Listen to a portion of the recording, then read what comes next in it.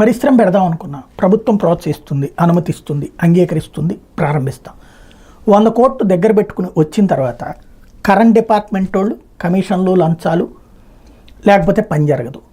Road వేసేటటువంటి corporation వాళ్ళు లంచాలు, వ్యవస్థ, వాళ్ళు కొన్ని అబ్జెక్షన్స్ పెడతారు. పొల్యూషన్ డిపార్ట్మెంట్, ఇట్లాగా ఒక పరిశ్రమ తేవాలనుకున్నటువంటి పారిశ్రామికవేత్తకి 1,00,000 సమస్యలు ఉంటాయి.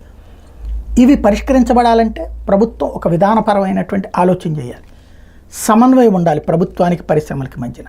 లోకేష్ ఇప్పుడు ఆ అడుగులు వేస్తున్నారు. మన సిఐఐ సదస్సులో ఇచ్చినటువంటి హామీ మేరకు కీలకమైనటువంటి అడుగులు వేపిస్తున్నారు. అంటే వాస్తవంగా పరిశ్రమల మంత్రి ఏదైతే టీజీ భరత్ ఉన్నారు, కానీ ఇక్కడ వెనక నుండి పర్యవేక్షిస్తుందంతా కూడా లోకేష్. రాష్ట్ర ప్రభుత్వం సిఐఐ భాగస్వాములతో కలిపి కన్సల్టేటివ్ ఫోరం అనేటువంటిది ఒకటి ఏర్పాటు చేస్తూ ఆర్డర్స్ ఇచ్చేశారు వెంటనే మొన్న మీటింగ్ అవగానే.